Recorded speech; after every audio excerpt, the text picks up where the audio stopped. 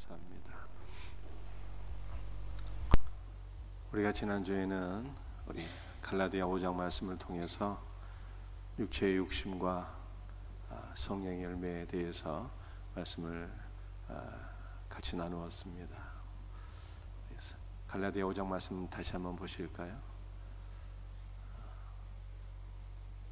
5장 19절인데요. 함께 같이 읽도록 합니다. 육체의 일은 분명하니 곧 음행과 더러운 것과 호색과 우상숭배와 주술과 원수 맺는 것과 분쟁과 시기와 분냄과 당짓는 것과 분열함과 이단과 투기와 술취함과 방탕함 또 그와 같은 것들이라. 전에 너희에게 경계한 것 같이 경계하노니 이런 일을 하는 자들은 하나님의 나라를 유업으로 받지 못할 것이요. 육체의 일은 크게 세 가지로 나뉘어지게 되는데요. 음행, 더러운 것, 호색입니다. 킹제임스 버전은 네 가지로 나눠서 간통, 간음, 더러운 것, 선정적인 것. 종말의 특징은요, 음행을 가벼운 죄로 여기는 것입니다. 오늘 현대 사회는 법을 통해서 죄를 죄가 아니라고 얘기하고 있습니다. 간통한다, 이 더 이상 죄가 아닌 것이죠. 동성애도 심지어는 합법화를 시도하고 있습니다. 그러나 이 음행은 소돔과 고모라가 멸망한 원인입니다. 음행이 더욱더 담대하게 저질러지는 것, 이 종말의 징조예요. 그러므로 우리는 다시 오실 예수 그리스도를 생각하면서 이 음행에서 떠나는 자가 되어야 됩니다. 마치 팬데믹에서 도망치듯이 음행에서 도망가는 것이 살 길이에요. 우상숭배와 주술 믿는다고 하면서도 시아모니즘과 유교가 다 짬뽕이 되어서 조상신을 숭배하고 무당집을 드나들고 점치고 이러한 분들이 계시다면 믿음의 결단으로 이 모든 우상 숭배가 해결될 수 있기를 바랍니다. 원수 맺는 것이 핵심이고요. 분쟁, 시기, 분냄, 당짓는 것 다 연결되어 있는 것이죠. 내 편이 아니라고 원수 대하듯하고 내 편이 아니라고 미워하고 싸우고 분내고, 여러분들 이것은 다 육신에 속한 일들이에요. 이 육신에 속한 일들을 우리가 어떻게 다 내려놓을 수 있습니까? 성령의 인도를 받아서 그리스도 예수와 연합될 때 우리는 육체의 모든 일들을 내려놓게 됩니다. 인간의 힘으로는 안 되지만 주의 은혜로 되는 거예요. 믿음으로 승리하시기를 바랍니다. 성령의 열매 우리 한번 생각해 볼까요? 페이지 넘겨주세요. 함께 같이 읽습니다. 오직 성령의 열매는 사랑과 희락과 화평과 오래 참음과 자비와 양성과 충성과 온유와 절제니 이 같은 것을 금지할 법이 없느니라. 성령의 열매는 하나라고 말씀드렸습니다. 그것은 바로 사랑이에요. 이 사랑은 아가페인데 이것은 받을 자격이 전혀 없는 자들에게 거저 베푸는 은혜예요. 그 사랑은 주는 것입니다. 헐벗은 자들에게 입을 것을 주고 굶주린 자에게 먹을 것을 주고 가난하고 불쌍한 모든 이웃들을 돌아보는 것, 주고 베푸는 삶이 바로 사랑입니다. 사랑은 한 걸음 더 나가서 용서하고 용납하는 거예요.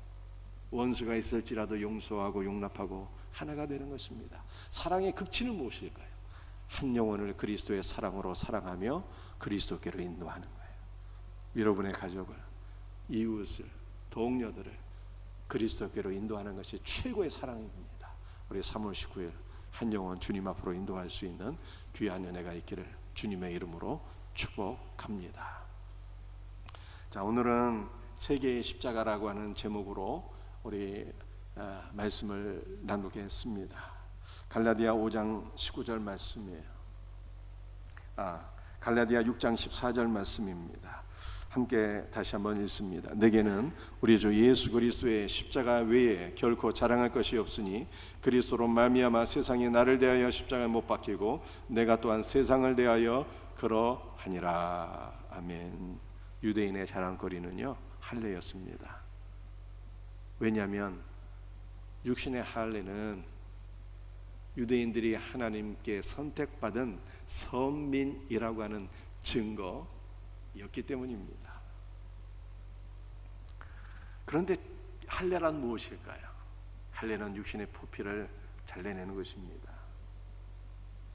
그러나 이것은 문자적인 할례요, 할례의 참된 영적 의미는 육신에 속한 모든 악한 본성들을 다 잘라내는 거예요. 교만을 잘라내고 탐심을 잘라내고 정욕을 잘라내고 인간적인 모든 자랑거리들을 다 잘라내는 거예요. 육신의 포피는 칼로 잘라내지만 육신에 속한 모든 악한 본성은 오직 십자가로 잘라지는 것입니다. 그러므로 우리는 이렇게 찬송하는 것입니다. 주 달려 죽은 십자가.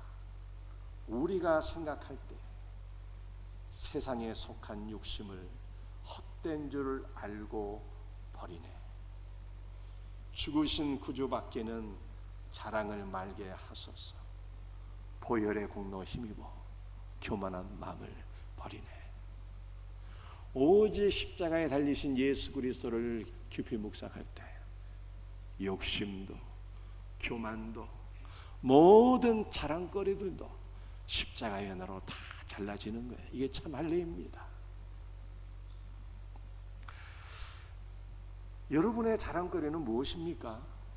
사회적인 지위인가요? 지식인가요? 명예입니까? 돈입니까? 아니면 아직도 젊어서 건강을 자랑하고 계신가요?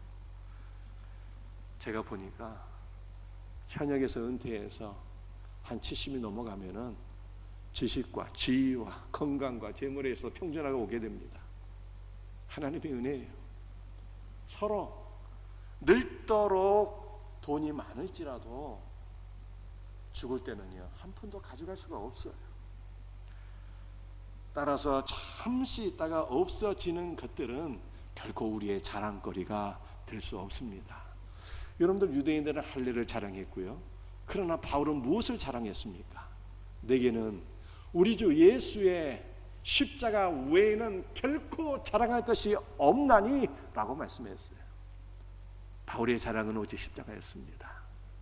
그런데 바울이 자랑한 십자가는 예수님께서 매달리신 물리적인 나무 십자가는 아니었어요. 여러분들 교회사를 보게 되면 예수님께서 매달리신 나무 십자가를 찾고 그 물리적인 나무 십자가를 살아간 많은 사람들이 있었습니다. 우리 한번 그림 한번 보여주세요. 지금 나무 십자가를 들고 있는 아름다운 젊은 부인을 우리가 볼 수가 있습니다. 여러분들 이분의 이름은 헬레나예요. 로마 시대에 기독교를 공인하는 황제가 콘스탄티누스라고 하는 황제인데 이분의 어머니가 매우 신실했습니다. 헬레나요. 지금 젊은 부인의 모습이지만 여러분들 이분이 나이 70이 넘어서 이스라엘로 성지순례를 갔어요. 성지순례를 떠난 목적은 예수님께서 매달리신 그 십자가를 찾기 위함이었습니다. 이스라엘에서 여러 군데 다니면서 수소문하고 마침내는 주피터 신전이 서 있는 인근에 한 동굴을 예수님의 무덤으로 여기게 되었습니다. 예수님의 무덤을 발견한 거예요. 그 무덤에 들어가 보니까 3개의 십자가가 놓여져 있었습니다. 그리고 동굴 안에는 나사렛 예수, 유대인의 왕이라고 하는 그 죄패가 있었습니다. 이 헬레나는 동굴 안에 있는 3개의 십자가 가운데 어느 십자가가 예수님께서 매달리신 십자가일까 이렇게 생각하면서 하나의 그 영감이 떠올라서 그 인근에 있는 마을 사람들 가운데 병든 여인을 찾아와서 이 십자가를 3개의 십자가를 다 지게 합니다. 근데 병든 여인이 3개의 십자가를 하나씩 지게 되는데 예수님께서 매달리신 그 십자가를 칠 때 여인의 육체의 질병이 떠나간 거예요. 고침을 받게 되었습니다. 그래서 헬레나는 그 병든 여인이 짊어졌던, 그래서 고침받았던 그 십자가를 예수님의 십자가로 인정하고 그 십자가를 예수님의 동굴 무덤 안에 놓게 돼요. 그리고 그의 아들 콘스탄티누스 대제가 333년도에 예수님의 동굴 위에 교회를 세우는데 그 교회 이름이 성묘교회입니다. 여러분들 헬레나가 예수님께서 매달리신 십자가를 찾고 그 십자가를 발견한 것은 예수님을 사랑하는 마음 때문이었어요. 그런데 물리적인 십자가를 사랑하는 것은요, 까딱 잘못하면 우상 숭배에 빠질 수가 있습니다. 우리가 이것을 열왕기하 14장 4절 말씀을 통해서 확인할 수가 있어요. 한번 같이 말씀을 읽어보겠습니다. 그가 여러 산당들을 제거하며 주상을 깨뜨리며 아세라 목상을 찍으며 모세가 만들었던 노뱀을 이때까지 향하여 분향함으로 그것을 부수고 누수단이라 일컬었더라. 그가는 누구입니까? 히스기야 왕을 가리키는 것입니다. 히스기야 왕이 이스라엘 백성들이 숭배했던 여러 우상들과 우상들을 놓아두었던 산당들도 다 부수게 되었습니다. 모든 우상 숭배를 다 이스라엘에서 철폐하고 제거했어요. 그런데 히스기야가 제거했던 우상 가운데는 무엇도 있었습니까? 노뱀도 있었어요. 모세가 만들었던 노뱀도 포함되어 있었습니다. 여러분들 노뱀 아시죠? 이스라엘 백성들이 광야 40년 여행을 하게 되었는데 그 여행 마지막 부분에 한 사건이 발생하게 되었습니다. 어떤 사건이었을까요? 이스라엘 백성들이 먹을 양식과 마실 물이 부족해서 하나님을 향해서 원망했습니다.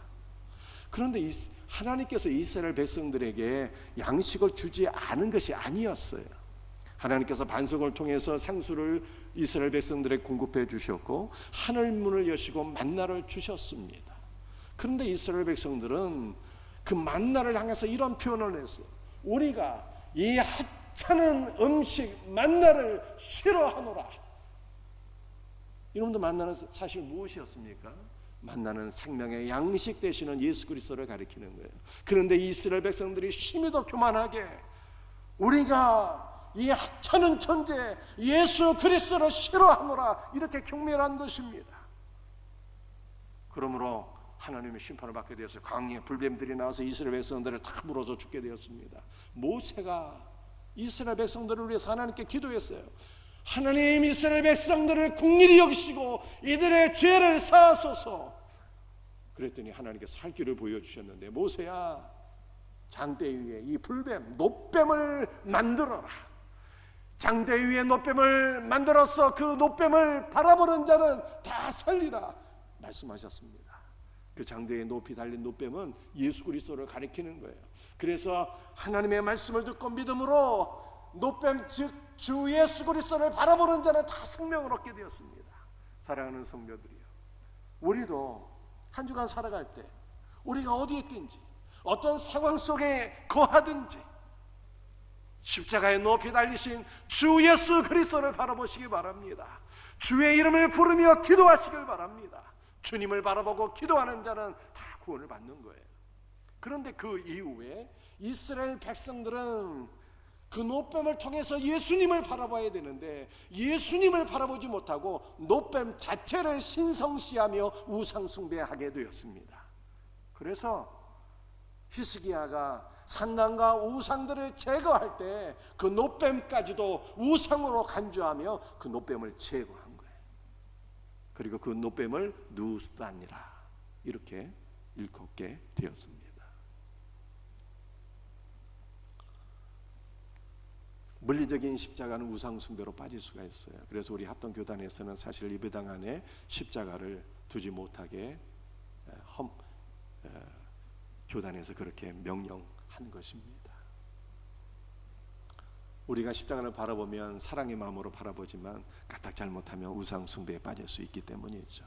그러므로 바울이 우리 주 예수 그리스도의 십자가 외에는 결코 자랑할 것이 없다 했을 때 바울은 물리적인 나무 십자가를 자랑한 것이 아니었어요. 그렇다면 바울이 정말로 자랑한 것은 무엇이었을까요?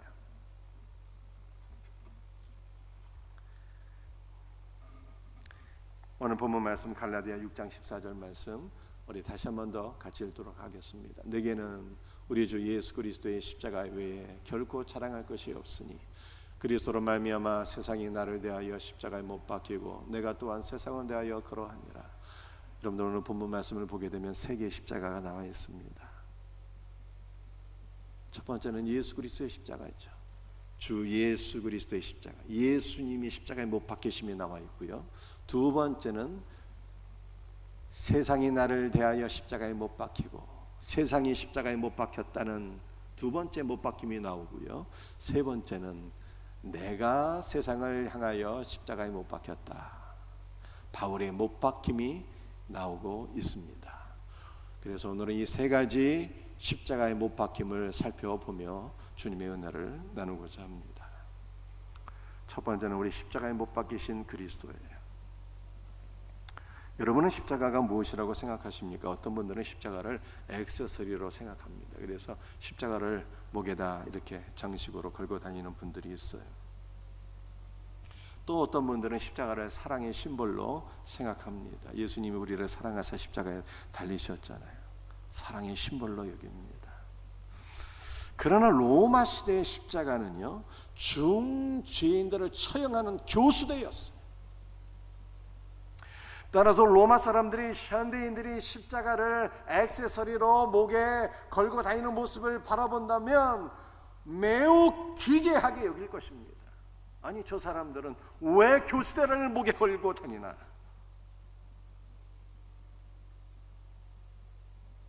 그런데 사도 바울은 중세인들이 매우 혐오스럽게 생각했던 교수대, 그 십자가를 내가 자랑한다, 이렇게 말씀한 거예요. 이것은 이미 말씀드린 것처럼 예수님께서 매달리신 물리적인 나무 십자가를 자랑한다는 것은 결코 아닙니다. 여러분들, 십자가가 무엇입니까? 십자가는요, 죽음과 부활이에요. 십자가가 죽음과 부활이라고 하는 것은 십자가의 영적 의미가 무엇이냐? 십자가의 영적 스피릿은 종결과 시작이에요. 여러분 한번 따라해 보시기 바랍니다. 십자가는 종결과 시작이다.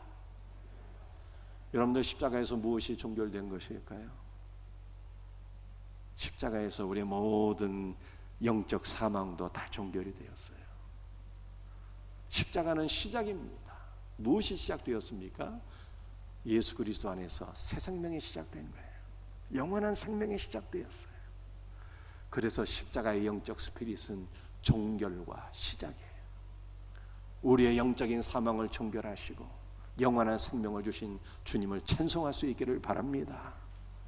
여러분들, 십자가에서 무엇이 종결되고 무엇이 시작이 되었을까요? 우리가 말씀 두 구절 우리 간단하게 한번 살펴볼 수 있기를 원합니다. 고린도후서 5장 21절 말씀 한번 같이 읽겠습니다. 죄를 알지도 못하신 그를 우리를 대신하여 죄를 삼으신 것은 우리로 하여금 그 안에서 하나님의 의가 되게 하려 하심이라. 예수님께서 우리의 모든 죄를 다 짊어지시고 죄가 되어서 십자가에 죽으셨잖아요. 그래서 예수님의 죽음은 죄가 죽은 죽음이에요. 그러므로 예수님의 십자가에서 죄가 종결되었어요. 여러분 안에 아직도 죄가 막 살아있는 것처럼 느껴지십니까? 그럴지라도 믿음으로 우리는 고백하고 선포해야 돼요. 예수 그리스도 십자가로 말미암아 나의 모든 죄가 종결된 것을 믿습니다.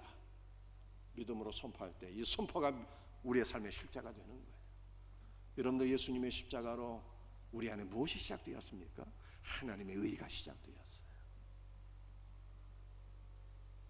만왕의 왕이 되신 하나님, 우리의 심판자가 되시는 하나님은 온 우주에서 예수 그리스도의 죽음과 부활을 믿는 우리 성도만 의롭다고 간주하시는 거예요. 십자가로 우리 안에서 의가 시작된 거예요. 십자가로 말미암아 우리 안에서 거룩이 시작되었습니다.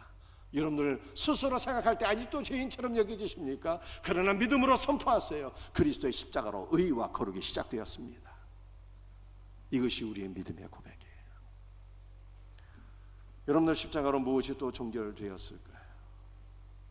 갈라디아 3장 13절 말씀 우리 한번 같이 읽어봅니다. 그리스도께서 우리를 위하여 저주를 받은 바 되사 율법의 저주에서 우리를 속량하셨으니 기록된 바 나무에 달린 자마다 저주 아래 있는 자라 하였습니다. 여러분들, 십자가로 말미암아 저주가 종결된 거예요. 우리 주님께서 저주가 되셨대요. 저주가. 예수님의 십자가의 죽음은 저주가 죽은 죽음이라. 여러분들, 저주가 뭡니까? 불행과 재앙과 고통이에요. 저주의 극치는 지옥입니다. 그런데 예수님의 십자가로 저주가 종결되었기 때문에 예수 믿는 신자들에게는 더 이상 지옥이 없는 거예요. 예수님의 십자가로 저주는 종결되었고요. 무엇이 시작되었을까요? 저주와는 반대가 되는 복이 시작된 거예요. 예수를 믿는 신자는 들어와도 복을 받고 나가도 복을 받는 거예요. 복의 원천이신 하나님이 우리와 함께 하시는 거예요. 주여, 우리의 삶에 저주는 종결되었고 주님의 복이 시작된 것을 믿습니다. 믿음으로 고백하세요. 여러분들, 물론 우리 주님께서 우리에게 주시는 복은 물질적이고 육신적인 복도 포함될 수 있지만 본질적으로 영적인 복이에요. 우리 주님 자신이 우리의 복인 것입니다. 이 믿음으로 고백하세요.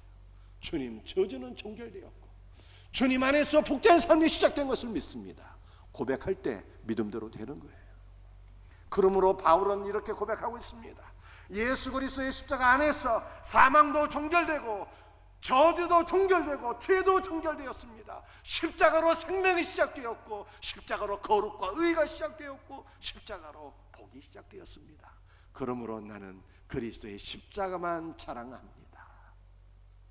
할렐루야. 십자가가 우리의 영원한 자랑되기를 주 예수의 이름으로 축복합니다. 두 번째, 세상이 십자가에 못 박혔어요. 갈라디아 6장 14절이죠. 그리스도의 십자가가 나오고요.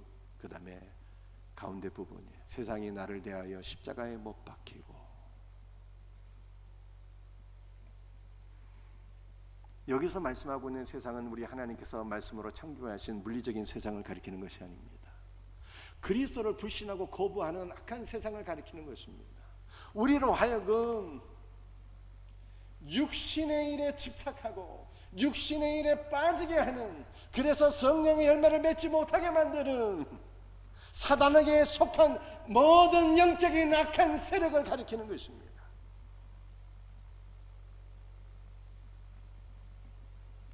그러나 이렇게 악한 영적인 모든 세력들이 다 그리스도의 십자가에 못 박혔다, 이렇게 말씀하고 있어요. 그러므로 세상은요, 믿는 모든 성도들에게 그 어떠한 영향도 미치지 못하게 되었다는 뜻입니다.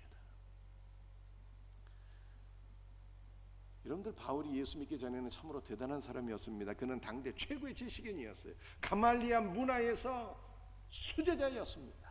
지식으로 바울을 따라올 사람이 없었어요. 바울에게는 명예도 대단했습니다. 유대인 중에 유대인이에요. 바리새인 중에 바리새인입니다. 바울에게는 관세도 대단했습니다. 믿는 자들을 잡아 가두고 죽일 수 있는 관세도 있었어요. 그래서 바울이 스데반도 죽였죠.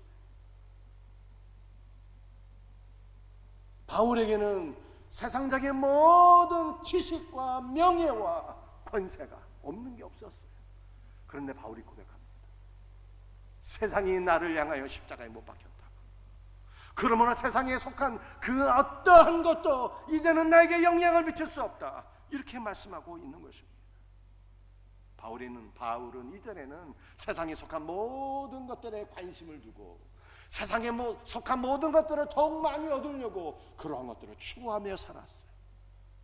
그런데 세상이 바울을 향해서 십자가에 못 박혀서, 세상이 우리를 향하여 십자가에 못 박혀서 세상에 속한 그 어떤 것도 바울에게 영향력을 미칠 수가 없게 되었어요. 그러므로 바울이 이렇게 고백합니다.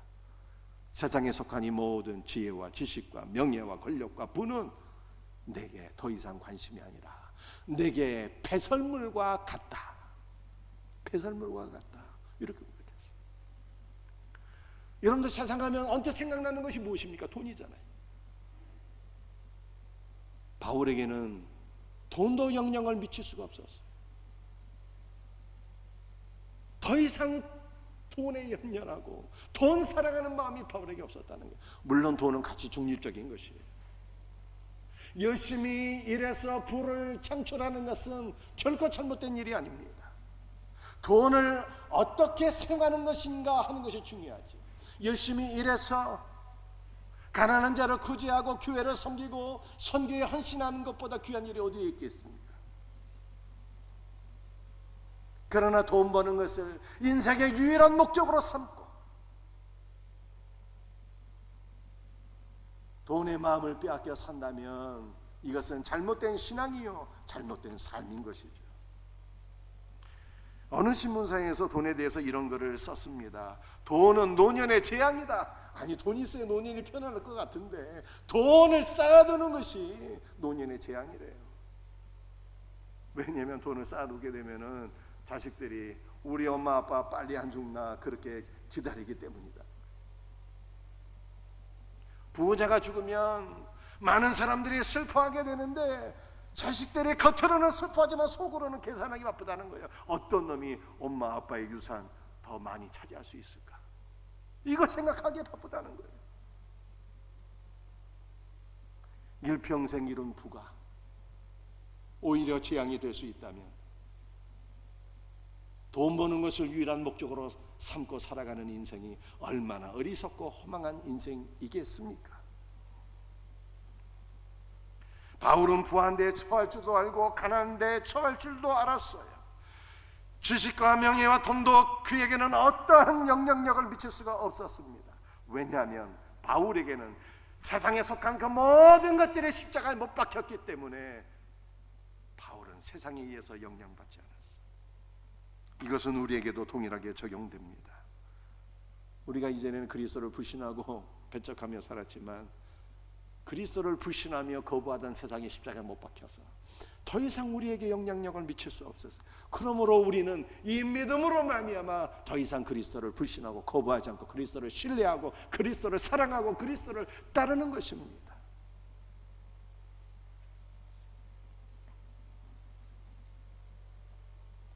우리로 하여금 육신의 일을 추구하게 만드는 세상의 십자가에 못 박혔습니다. 세상의 십자가에 못 박혀 죽음으로 세상과 성도는 완전히 분리된 상태 가운데 있습니다. 따라서 세상은 이제 우리에게 그 어떠한 영향력도 미칠 수가 없어요. 믿음으로 고백하셔야 돼요. 제가 여러분에게 한번 질문하겠습니다.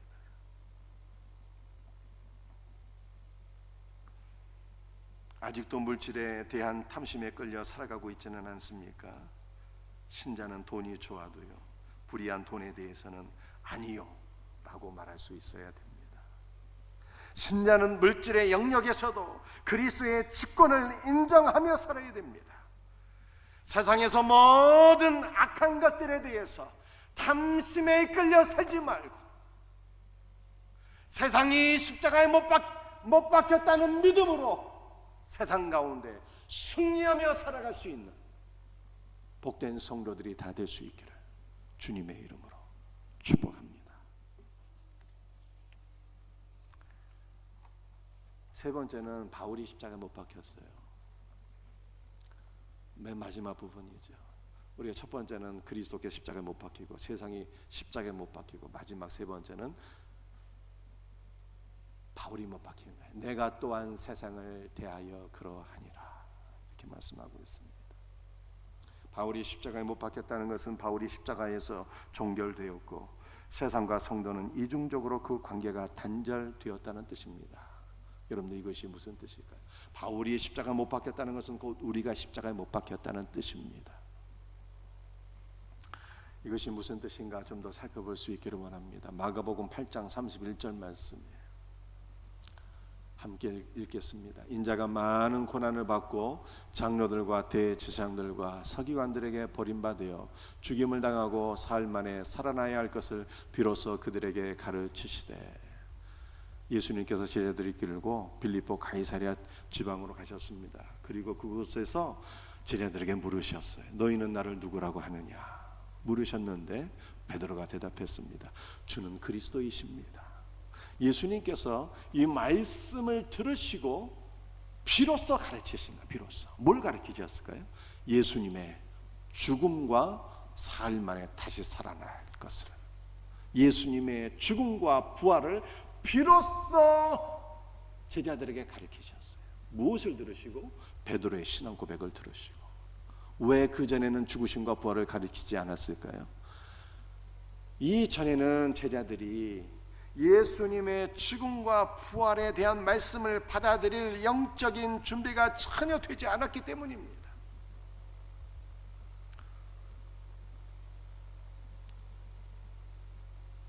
마가복음 8장 23절 25절 말씀 우리 한번 같이 읽어보십시다. 함께 읽겠습니다.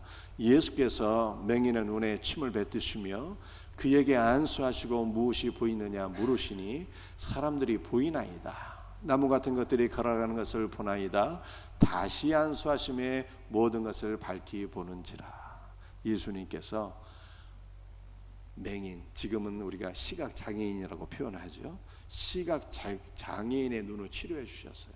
근데 우리 예수님은 전능하신 하나님임에도 불구하고 단번에 치료해 주지 아니하시고 두 단계로 나누어서 치료를 해 주셨어요. 첫 번째, 침을 뱉어서 맹인의 눈에 안수하실 때 이 맹인이 시력을 되찾게 되었는데 희미하게 되찾게 되었습니다. 무엇을 보느냐 물으니까 이 시각장애인이 답변하기를 사람들을 보는데 나무 같은 것들이 걸어가는 것을 내가 봅니다. 이렇게 답변했어요. 그래서 예수님께서 두 번째 안수를 해주셨는데 두 번째 안수를 통해서 시력이 온전히 회복된 것입니다. 여러분들이 이 사건은 제자들의 믿음이, 오늘 우리들의 믿음이 두 단계로 성장하게 된다라고 하는 것을 보여주고 있는 거예요. 그 두 단계의 신앙 성장은 무엇일까요? 첫 번째 단계는 우리의 신앙은 어린아이의 신앙이라는 거예요. 첫 번째는. 여러분들 어린아이의 신앙은 무엇입니까? 그것은 예수님의 능력에 환호하는 거예요. 기적에 환호하는 것입니다. 오병이어의 역사에 많은 사람들이 환호하면서 구름대처럼 예수님을 따라다녔어요. 제자들도 예수님의 능력에 마음을 빼앗기고 예수님이 진정한 세상을 구원할 메시아다 생각하면서 예수님을 따랐습니다. 지금도 많은 사람들이 어떠한 신비한 능력이나 기적들이 일어나게 되면은 그러한 것을 통해서 우리의 신앙을 갖게 되는 것이 경우가 있죠. 그러나 이것은 어린아이 수준의 신앙이에요. 성경이 말씀하고 있는 참된 믿음이 아닌 것입니다. 그래서 예수님께서 십자가에 매달려 죽게 되시자 예수님을 환호하며 따르던 많은 군중들이 다 주님을 배반하고 떠나게 되었어요. 여러분들 제자들의 두 번째 신앙의 수준은 무엇입니까? 그것은 바로 장성한 수준. 첫 번째는 어린아이의 신앙, 두 번째는 장성한 신자의 신앙. 장성한 신자는 기적과 능력에 환호하는 것이 아니라 예수님의 십자가를 짊어지는 신앙. 그러므로 예수님께서 참 제자도가 무엇인가를 마가복음 8장 34절에서 말씀하셨어요. 함께 말씀을 같이 읽도록 합니다. 무리와 제자들을 불러 이르시되 누구든지 나를 따라오려거든 자기를 부인하고 자기 십자가를 지고 나를 따를 것이니라. 참 제자는 자기를 부인하는 자예요. 자신의 야망도 부인하고 탐심도 부인하고 자신의 영광도 부인하고 심지어는 자신의 주관적인 판단과 생각, 고집조차도 다 부인하는 거예요. 제가 우리 아이들과 가끔 얘기할 때 이런 얘기를 합니다. 야, 너희들 이렇게 하지 말고 이렇게 했으면 좋겠다 얘기를 하잖아요. 그러면 애들이 뭐라고 얘기합니까? 아마 대부분 가정이 다 비슷할 것 같아요. 아빠 참견하지 마. 내가 알아서 할게. 내가 알아서 할게. 내 인생은 내 거니까 내가 알아서 하겠다는 것이죠. 그런데 부모가 자녀의 삶에 지나치게 참견하는 것도 문제가 될 수 있죠. 좋은 것 아니지만 더 큰 문제는요, 자녀들의 얘기예요. 얼핏 생각하면 맞는 얘기죠. 이게 내 인생은 내 것이니까 참견하지 말라고 하는. 그러나 우리는 십자가에 다 못 박힌 존재들이에요. 그러므로 우리는 내가 나로 살면 안 되는 거예요. 우리는 내 인생의 주인이 결코 아니라는 거예요. 왜냐하면 우리는 십자가에 못 박혔다고 바울이 말씀하고 있어요. 이제 우리 안에 살아계시는 분은 누구입니까? 우리 안에 살아계시는 분은 예수님 뿐이에요. 바울이 이것을 갈라디아 2장 20절에서 말씀한 것입니다. 갈라디아 2장 20절 말씀은 우리 한번 같이 읽어볼까요? 내가 그리스도와 함께 십자가에 못 박혔나니 그런즉 이제는 내가 사는 것이 아니요 오직 내 안에 그리스도께서 사시는 것이라. 이제 내가 육체 가운데 사는 것은 나를 사랑하사 나를 위하여 자기 자신을 버리신 하나님의 아들을 믿는 믿음 안에서 사는 것이다. 우리는 그리스도와 함께 다 십자가 못 박혔어요. 그러므로 우리는 더 이상 우리가 사는 것이 아니에요. 그렇다면 우리 안에는 누가 살아계시는 것입니까? 부활하신 예수님만 우리 안에 살아계시는 거예요. 그리스도께서 우리를 사랑하사 우리를 위하여 우리 안에 그리스도 자신을 충만하게 부어주셨어요. 우리 안에는 예수님만 살아계셔요. 그러므로 우리는 이렇게 기도해야 돼요. 주여 그리스도를 우리에게 충만하게 부어주시고 이제는 우리가 그리스도로 살아가게 하소서. 내가 나로 살아가는 것이 아니라, 내가 내 인생을 주관하는 주인으로 사는 것이 아니라 그리스도께서 내 안에 살아계시니 그리스도께서 내 삶의 주인 되어 주옵소서. 이렇게 기도해요. 그리스도께서 주인 되어 사는 삶이 우리가 작은 그리스도가 되는 거예요. 이제는. 그러므로 우리는 없는 거예요. 우리 자신은 다 십자가에 못 박힌 자로 여기세요. 우리의 야망도, 우리의 모든 탐심도, 우리의 주인됨도 다 내려놓고 이제는 주님만 내 안에 살아계시니 주님이 나의 주인 되어 주시고, 이제는 오직 그리스도로 충만하여서 우리의 가정과 직장과 사업장과 우리의 모든 삶의 영역에 내가 그리스도로 충만한 작은 그리스도가 되어 살아가게 하소서. 여러분들 이렇게 고백하며 살아갈 수 있는 은혜가 있기를 주님의 이름으로 축복합니다. 바울이 바로 이 세 가지를 얘기한 거예요. 그리스도께서 십자가에 못 박히시고, 그리스도의 십자가에 못 박히심으로 모든 저주가 종결되었고, 사망도 종결되었고, 죄도 종결되었고, 그래서 예수 안에서 생명이 시작되었고, 구원이 시작되었고, 복이 시작되었다. 그러므로 나는 십자가에 못 박히신 그리스도만 자랑한다. 세상도 십자가에 못 박혔어요. 그리스도와 함께 세상도 십자가에 못 박혔어요.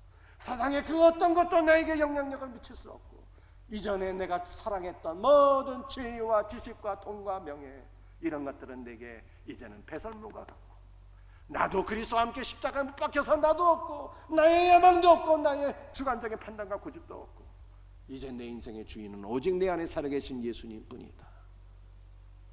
할렐루야. 주님 우리를 다스려 주소서. 주님이 주인 된 삶으로 나가게 하소서. 이것이 우리의 고백인 거예요. 이 은혜가 우리 모두에게 있기를 주님의 이름으로 축복합니다.